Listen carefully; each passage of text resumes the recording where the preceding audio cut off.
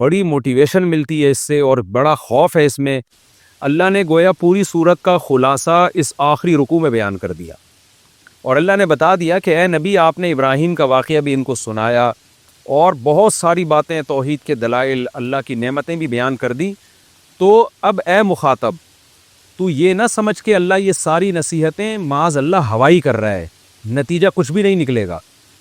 ان کو سن کے بھی لوگ ایمان نہ لائیں اور ظالم اپنے ظلم میں لگا رہے، تو یہ ہرگز مت سمجھو کہ اللہ ان ظالموں سے غافل ہے، کیونکہ مہلت تو مل رہی ہے، نظر آ رہا ہے کہ فوراً ہلاک نہیں ہو رہے۔ آج بھی دنیا میں بڑے بڑے ظلم ہو رہے ہیں، شرک بھی ہے، کفر بھی ہے، قتل بھی ہے، چوری بھی ہے، ڈکیتی بھی ہے، زنا بھی ہے، ہومو سیکشولیٹی بھی ہے، اور کیا کیا قوانین پاس ہو رہے ہیں دنیا میں، کس قدر فساد ہو رہا ہے، غریب کا کیسے خون نچوڑا جا رہا ہے، اور کیسے بڑی طاقتیں چھوٹی طاقتوں کو اور بدحالی کی طرف لے کے جا رہی ہیں، امیر کیسے غریب کا گلا دبا رہا ہے، گھروں میں کیسی فتنے، ظلم، یتیموں کی کیسی وراثت کھائی جا رہی ہے۔ تو ان تمام نافرمانوں کے بارے میں اللہ نے کیا فرمایا؟ وَلَا تَحْسَبَنَّ اللَّهَ، اے غافل تو اللہ کو، اے مخاطب تو اللہ کو ہرگز نہ سمجھنا غافل عما یعمل الظالمون، اس کام سے جو ظالم لوگ کر رہے ہیں۔ ظلم کی جتنی بھی نوعیتیں سب اس میں آ گئے، سب سے بڑا ظلم تو شرک ہے، اس کے علاوہ بھی جتنے ظلم ہیں سب اس میں آ گئے۔ اللہ کو غافل نہ سمجھنا، سوال پیدا ہوتا ہے پھر فوراً دنیا میں عذاب کیوں نہیں آتا؟ نافرمان تو پھلتے پھولتے ہیں۔ انما یؤخرہم، اللہ تو ان کو صرف اس وجہ سے مؤخر کر رہا ہے، لیوم، ایک ایسے دن کے لیے، تشخص فیہ الابصار، جس دن نگاہیں پھٹی کی پھٹی رہ جائیں گی، کھلی کی کھلی رہ جائیں گی، مہطعین، دوڑے جا رہے ہوں گے یہ لوگ حساب و کتاب کی طرف، مقنعی رؤوسہم، اور خوف سے ان کے سر اٹھے ہوئے ہوں گے، حیرانگی سے نا سر اٹھے ہوئے دیکھ رہے ہوں گے کہ ہم کہاں جا رہے ہیں۔ لا یرتد الیہم طرفہم، اور خوف کا یہ عالم ہوگا کہ پلک جھپکنا بھی ان کے لیے مشکل ہوگا، ایسے مارے حیرت کی آنکھیں کھلی ہوئی ہوں گی۔ وافئدتہم ہوا، یہ تو ان کی ظاہری حالت ہے، اور دل کی حالت کیا ہوگی کہ وہ عقل سے اور شعور سے عاری ہو چکے ہوں گے، خوف کی وجہ سے خالی ہو چکے ہوں گے۔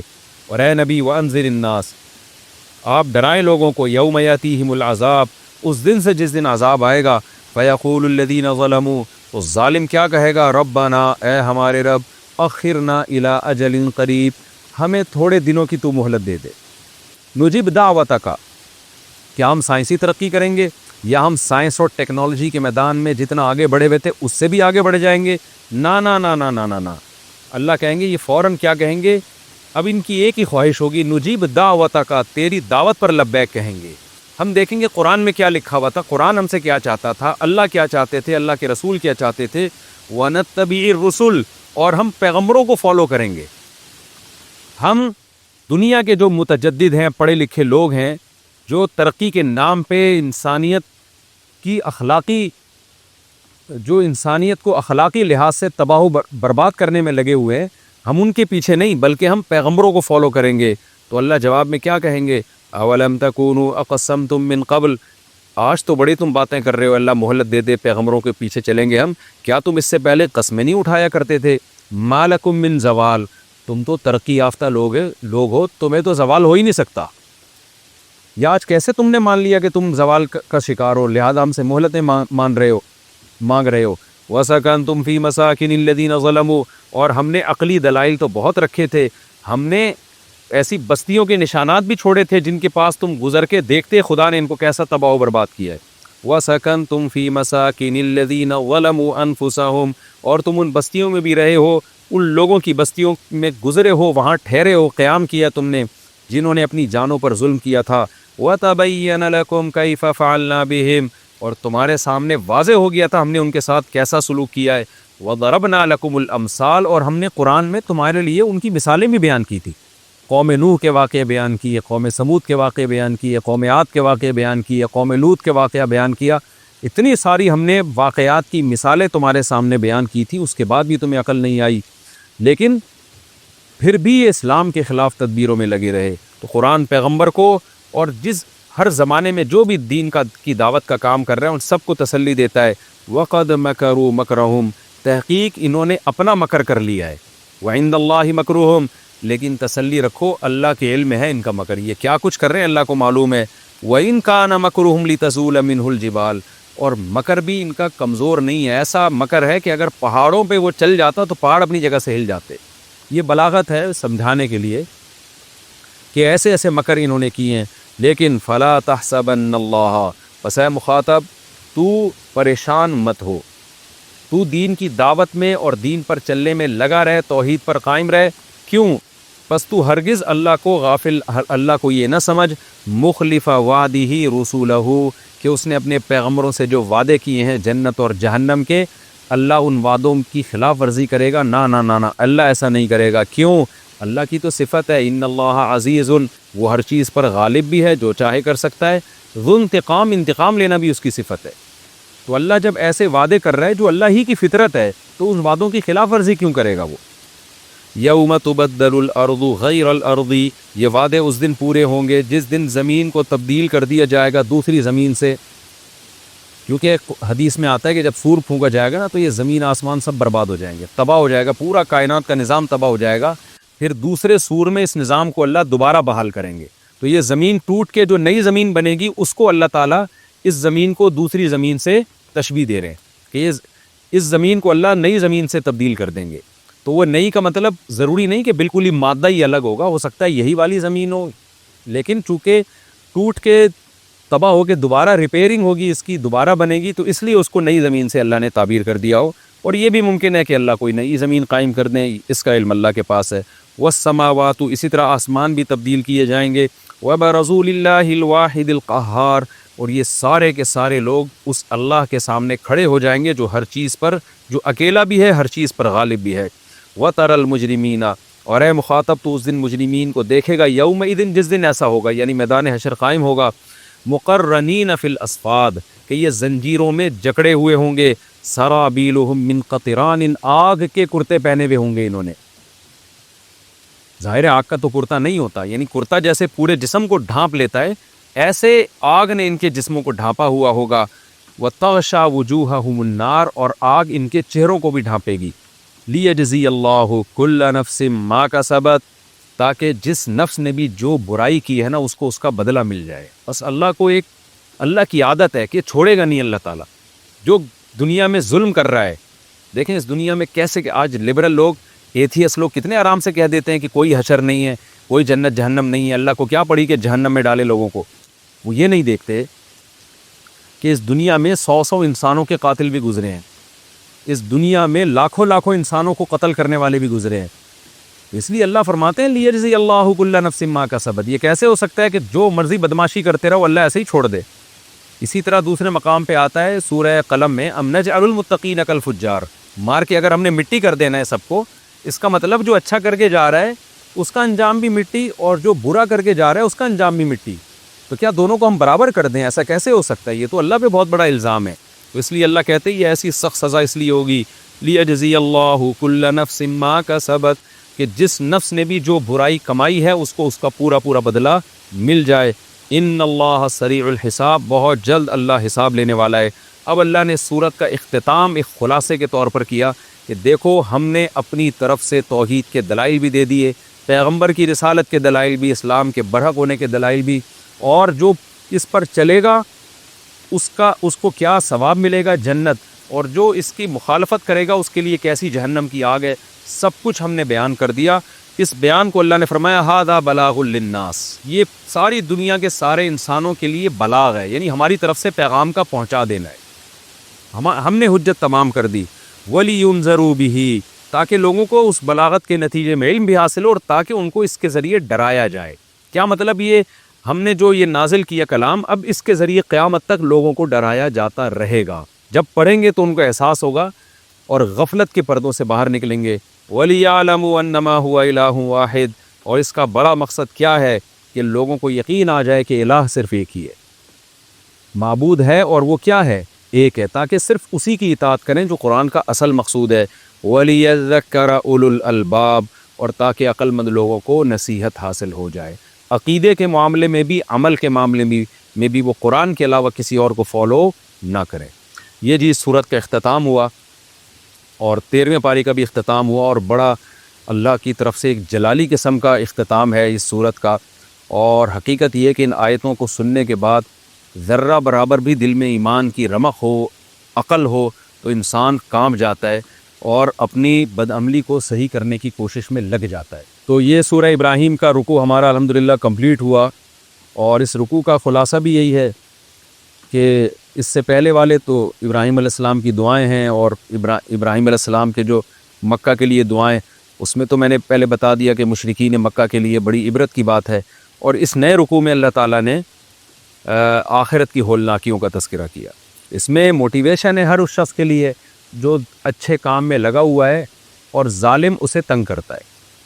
تو جب بھی آپ کے ساتھ کوئی ظلم کرے نا، تو اس آیت کو سوچ کے تسلی کر لیا کرے۔ جب بھی دنیا میں ظلم ہوتا ہے، اپنی طرف سے تو پوری کوشش کریں اس ظلم کو روکنے کی، لیکن یہ آیت پڑھ کے انسان کو بڑی تسلی ملتی ہے۔ وَلَا تَحْسَبَنَّ اللَّهَ غَافِلًا عَمَّا يَعْمَلُ الظَّالِمُونَ۔ ظالم جو کچھ کرنے اللہ کو غافل نہ سمجھو، ہم غافل ہو سکتے ہیں، بلکہ عجیب بات یہ جس پہ ظلم ہوتا ہے نا بعض دفعہ وہ خود بھول جاتا ہے کہ تو اللہ کہتے ہیں ہم تمہیں آزمائیں گے، تو اس آزمائش میں اے نبی آپ خوشخبری سنا دیں صبر کرنے والوں کو، خوشخبری سنا دیں صبر کرنے والوں کو۔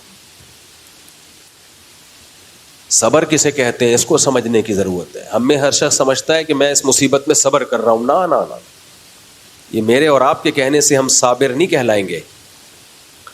اللہ کہے گا کہ تم صبر کر رہے ہو تو یہ پھر مانا جائے گا کہ ہم کیا ہیں، صبر کر رہے ہیں۔ پہلی بات، جب کوئی غم آئے چاہے اجتماعی ہو انفرادی ہو، جزا فضا نہیں کرنا، ہا ہو ہی ہے چیخنا چلانا اور اپنی اوقات سے اپنے آپے سے باہر ہو جانا، جیسے کہ آج ہو گئے ہیں۔ جب میں کمنٹس دیکھتا ہوں نا، ایک میزائل آ کے گرا تو کمنٹس آپ دیکھیں،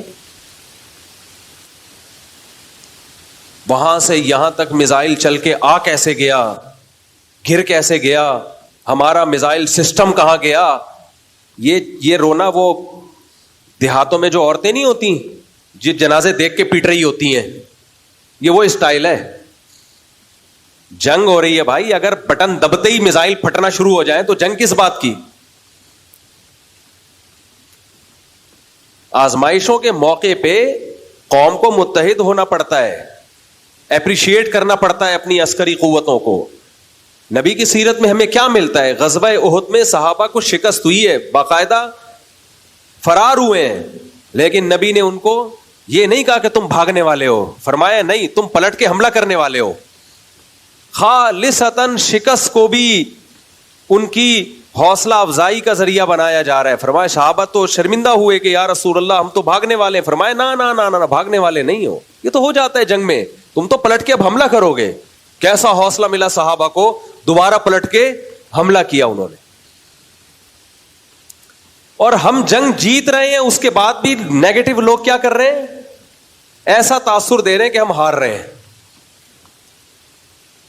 یہ بہت دماغ میں بھوسا بھر گیا ہے، بہت زیادہ۔ اتنا کسی قوم کھوپڑی خراب نہیں ہوتی جتنی ہماری کھوپڑی خراب ہو گئی ہے۔ جنگوں میں میزائل بھی آتے ہیں، گرتے بھی ہیں، ڈرون حملے بھی ہوتے ہیں، یہ نہیں دیکھ رہے کہ اتنے ڈرونز کو گرا دیا ہے، ناکام بنا دیا ہوا میں۔ جن ڈرونز کو ہٹ کر کے گرایا ہے نا، اس پہ بھی یہ تبصرہ یہاں تک آنے کیوں دیا؟ نہیں، یہی بات میرا خیال، یہاں تک۔ اب جو فوجی ترجمان ہیں ان کے مسلسل وضاحتی بیانات، ایکچولی ہم نے آنے اس لیے دیا کہ اتنی ہائٹ پر تباہ کرنے کے لیے زیادہ بڑے میزائل چاہیے تھے، تو ہم چاہ رہے تھے نیچے آئیں۔ اب وہ لڑے گی فوج یا وضاحتی بیانات دیتی رہے گی؟ وہ قوم کو ایک ایک پٹاخہ پھاڑنے پر بھی بتائے گی یہ بم ہم نے اس لیے پھوڑا تھا کہ ایکچولی یہ وجہ تھی، اور یہ میزائل اس لیے آنے دیا تھا یہاں تک، ایکچولی یہ وجہ تھی۔ جنگ گئی تیل لینے۔ کبھی کبھار ایسی اتنی ڈپریشن ہوتی ہے، میرا کوئی ذاتی مفاد نہیں ہے۔ ایک تو پازیٹیو بات کرو، لوگ درباری ملا، سرکاری ملا، فوج سے پیٹ، یہ بکواس شروع کر دیتے ہیں۔ خدا کی قسم لا الہ الا اللہ، مسجد کے ممبر میں بیٹھا ہوں، 5 روپے تو دور کی بات، 5 آنے بھی ابھی تک کسی فوجی کی طرف سے ہم کو نہ ملے، نہ ملنے کی کوئی امید ہے۔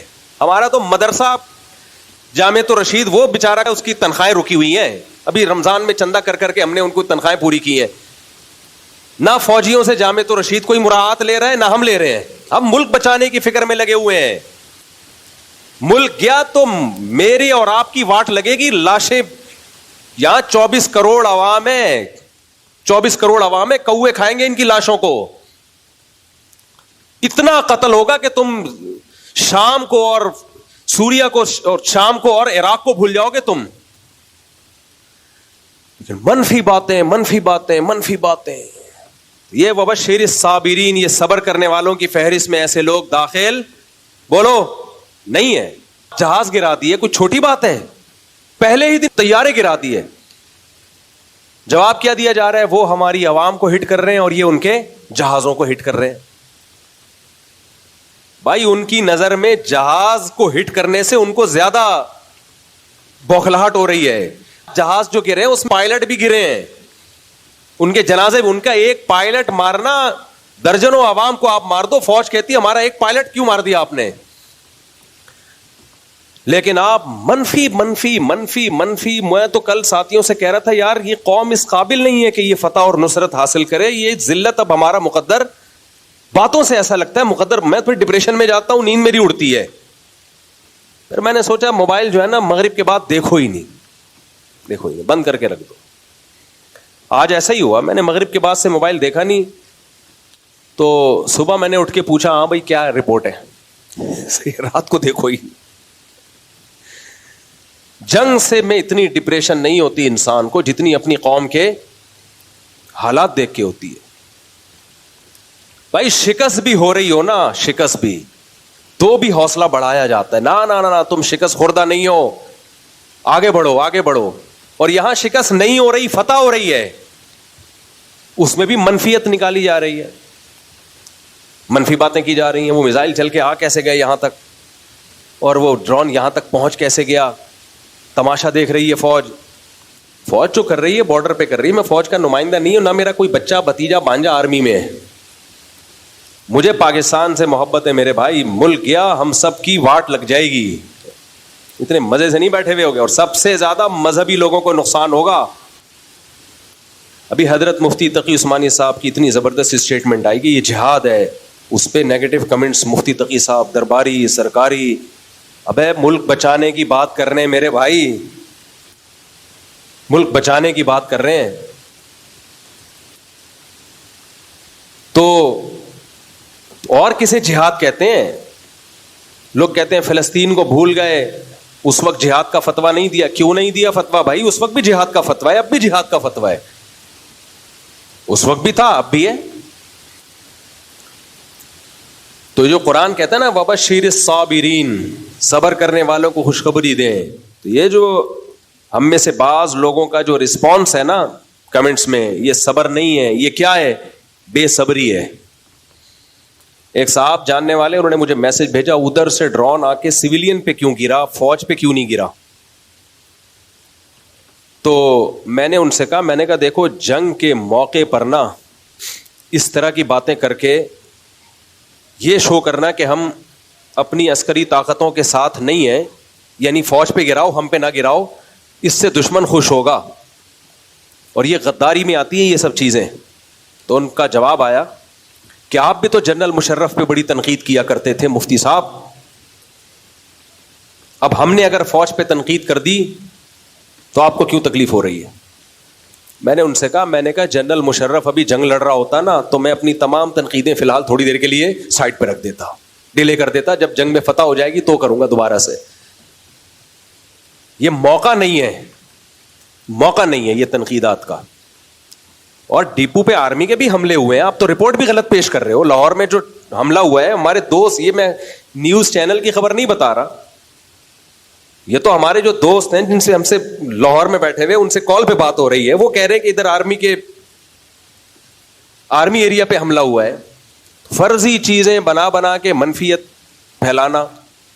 انڈیا حملہ سویلین پہ کر ہی اس لیے رہا ہے کہ تاکہ سویلین اپنی فوج کے خلاف کھڑی ہو, ان میں جوش پیدا ہو. اس کا مقصد ہی یہی ہے کہ یہ اپنی فوج کے خلاف کھڑے ہو جائیں کسی طرح. وہ اس کو پتا ہے ہم نہیں مار سکتے ان کی فوج کو, یہیں سے لوگوں کو کھڑا کرو فوج کے خلاف.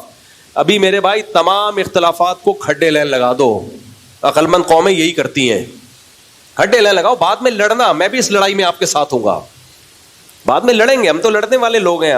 دشمن سے نہ موقع ملا آپس میں لڑتے ہیں, گوشت کھاتے ہیں, لڑیں گے, میں بھی لڑوں گا انشاءاللہ. لیکن ابھی خدا کے لیے ابھی مشرف اور لوگ کہتے ہیں نا مسلم، آپ نے بھی تو مشرف کی مخالفت کی ہے بھائی، کی ہے، لیکن جنگ تھوڑی ہو رہی تھی. مشرف اگر انڈیا سے جنگ کر رہا ہوتا، انڈیا نے اٹیک کیا ہوتا اور مشرف لڑائی کر رہا ہوتا، پھر ہم کہتے مشرف ایسا مشرف ویسا. پھر اگر کہتے تو ہم غدار وطن ہوتے، پھر غدار کہلاتے ہیں. جیسا بھی ہے، جب لڑائی ہو رہی ہے تو ہم کس کے ساتھ ہیں؟ حجاج ابن یوسف کتنا ظالم تھا، لیکن جب اس نے جنگ کی ہے میدان جہاد میں، صحابہ اس کی صف میں شریک ہو کر لڑے ہیں دشمن سے. بھائی یہ جیسا وردی ہے. ابھی کیا کر رہا ہے؟ لڑ کس سے رہا ہے؟ اسلام دشمنوں سے لڑ رہا ہے. تو منفی باتیں مت کرو، یہ کیوں ہو رہا ہے وہ کیوں ہو رہا ہے. آپ پتا کسی کو کچھ بھی نہیں ہوتا. میں جب واگا بارڈر گیا وہاں میں نے ایک بیان دیا، اس پہ بھی کچھ لوگ کہہ رہے ہیں کہ پیڈ ہیں، کوئی لفافے مل رہے ہیں. اللہ کی قسم ہم نے کسی فوجی سے رابطہ نہیں کیا کہ ہم واگا بارڈر جا رہے ہیں، کیا خیال ہے کتنے پیسے ملیں گے. ہم جب وہاں پہنچے ہیں فوجیوں کو بھی نہیں پتا تھا کہ ہم آئے ہوئے. کیونکہ جب پتا چلا بہت خوش ہوئے. اس کرنل تھے، انہوں نے کہا کہ ہمیں حوصلہ چاہیے بھائی، حوصلہ پبلک. تو بہت خوش ہوئے کہ آپ لوگوں نے آ کے ہمیں حوصلہ دیا. کچھ ان کو جہاد کی آیتیں سنائیں، کچھ ان کے اپریشیٹ کیا. اتنا خوش ہوئے کہ دل باغ باغ ہو گیا، کوئی تو آیا. تو منفی سوچنا چھوڑ دو، سمجھ رہے ہو؟ کچھ تھوڑا سا مثبت سوچا کرو. یہ سب نے مل کے اس میں، ہم نے قوم پوری اکٹھی ہوگی اس مسئلے پر.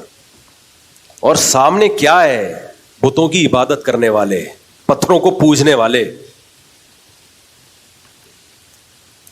اور بات یہ کہ آپ کے بارڈر پہ جتنے ملک ٹچ ہوتے ہیں سب ویسے ہی آپ کے دشمن ہیں، وہ سب ویسے ہی آپ کے دشمن ہیں. تو قوم بھی دشمن ہوگی تو بنے گا کیا ہمارا؟ فوج سے آپ دشمنی نکال رہے ہو، فوج کی ایسی کی تیسی ہو جائے گی آپ کی، لیکن آپ کی بھی ہوگی، پھر آپ کی اس سے بڑی ہوگی. اور جن کو آپ اپنا دوست سمجھ رہے ہو کہ جی ہمارے دوست ہیں اور یہ ہمیں آزادی دلائیں گے اس فوج سے، نا نا نا نا نا نا، وہ ایسا غلام بنائیں گے نا آپ کو کہ آپ کی سوچ ہوگی. انڈیا کے مسلمانوں کا حال دیکھو. انڈیا کے مسلمان صبح و شام انڈیا کی محبت کے نعرے لگاتے ہیں، مگر انڈیا ان کو اپنا ماننے کے لیے تیار نہیں ہے. وہ بیچارے زندگی ان کی گزر گئی یہی سمجھاتے ہوئے ہم پاکستان کے دشمن ہیں، ہم انڈیا سے محبت کرتے ہیں. انڈیا کہتا ہے جھوٹ بول رہے ہو، حالانکہ وہ کر رہے ہوتے ہیں، وہ ملک کے لیے قربانیاں دے رہے ہیں، لیکن نہیں مانتا مودی. انڈیا سے میری مراد ہے یہ مودی کی گورنمنٹ، یہ نہیں مانتی. کتنا ظلم ہوا ہے احمد آباد میں، مودی نے کتنا ظلم کیا ہے، کتنا ظلم کیا احمد آباد میں مودی نے. کیا کچھ کیا ہے. بابری مسجد شہید نہیں ہوئی، اسی تنظیم کے گنڈوں نے شہید کی ہے بابری مسجد کو. اسی نے احمد آباد کا واقعہ ہوا ہے، یہ سب اسی تنظیم کے کارنامے ہیں. کتنی ویڈیوز آپ نے سوشل میڈیا پہ دیکھی ہیں، مسلمانوں کو ڈنڈے سے مار مار کے قتل کیا جا رہا ہے. وقف کی زمینیں سرکاری املاک میں لی جا رہی ہیں. صدیوں سے جو مسلمانوں کی وقف کی زمینیں تھیں جس سے مسجد اور مدرسے چلا کرتے تھے، مودی سرکار نے آ کے وہ سرکاری تحویل میں لے لی ہیں. طلاق کے مسائل میں مداخلت جو خالصتاً مسلمانوں کے آئلی قوانین ہیں. ڈاکٹر ذاکر نائک پہ پابندیاں، ایک دہشت گردی کا جھوٹا الزام لگا کے ملک بدر کر دیا. تو جو اپنے ملک میں جنہوں نے مسلمانوں کا یہ حشر کیا ہوا ہے، تم کیا سمجھتے ہو فتح کے بعد وہ تمہیں عزت دیں گے؟ تو ہوش کے ناخن لو میرے بھائی. آزمائشوں میں پتہ چلتا ہے کون اپنا اور کون غیر ہے. باقی اختلافات سب کے ہیں، ہم بھی کسی ایک جماعت کو دودھ کا دھلا ہوا نہیں مانتے، ہمارے بھی اختلاف ہیں، لیکن جنگ ختم ہو جائے پھر انشاءاللہ ہم آپس میں لڑیں گے. مجھے بتانا کہاں جا کے پھڈا کرنا ہے، میں دیکھوں گا یہ سوٹیبل جگہ ہے. یا میں تو ہوئی پھڈے باز، 4 شادیاں پھڈوں کے بغیر تھوڑی ہو سکتی ہیں.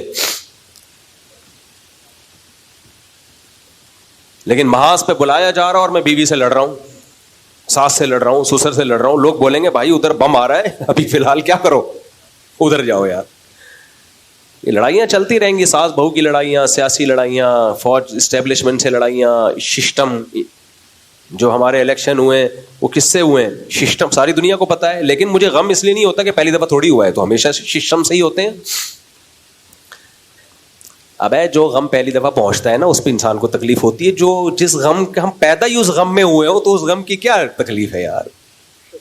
تو الیکشن شفاف کبھی پہلی دفعہ یعنی پہلی دفعہ تھوڑی ہوا ہے, یہ ایسے ہی چلتا ہے بھائی صاحب, مارکیٹ میں یہی چل رہا ہے. اوریجنل عدل و انصاف صرف کہاں ملے گا؟ آخرت میں ملے گا. دنیا میں ایسے ہی چلتا ہے, سسٹم کے تحت ہی سب کچھ. گھروں میں کون سا سسٹم ہے؟ سسٹم ہی تو ہے گھروں میں بھی. 100% گھروں میں کون سا کوئی عدل و انصاف کا نظام ہے؟ شوہر سچ بولتا ہے گھر میں؟ دیر سے آتا ہے تو کیا سچ بولتا ہے کہ میں فلم دیکھ کے آ رہا ہوں یا کہاں سے گھوم کے آ رہا ہوں؟ وہ یہی بتائے گا کہ میں مدنی مسجد گیا ہوا تھا, شب جمعہ کا بیان سن کے آ رہا ہوں. ایک آدمی شراب پی کے آتا تھا نا تو بیوی سے پٹتا تھا. ایک دن وہ آیا, دیوار پھلانگ کے آیا تاکہ بیوی کو پتہ نہ چلے کہ میں لیٹ آ رہا ہوں, اور گھر میں لیپ ٹاپ کھول کے بستر پہ بیٹھ گیا کہ میں آفس ورک کر رہا ہوں جیسے بہت پہلے سے آیا ہوں. بیگم آئی, بیگم نے بولا پھر پی کے آیا ہے؟ کہہ رہا نہیں بیگم میں تو 1 گھنٹے سے آفس ورک کر رہا ہوں. کہہ رہی کم بخت پھر بریف کیس کھول کے کیوں بیٹھا ہوا ہے؟ شراب کی وجہ کیا کھول کے بیٹھا ہوا تھا؟ بریف کیس کھول کے. تو ہماری دشمنی نہ انڈیا کے مسلمانوں سے ہے نہ انڈیا کے اسٹیٹ سے ہے. انڈیا ایک اسٹیٹ ہے, ریاست ہے, جیسے دوسری ریاستیں ہوتی ہیں. ہمارا دماغ نہیں خراب کہ بلا وجہ ریاستوں سے ہم پنگے لینا شروع کریں. لیکن جو انڈیا کی موجودہ گورنمنٹ ہے, گورنمنٹ اس سے ہماری دشمنی ہے, اس کو ہم نہیں چھوڑے گا. صحیح ہے.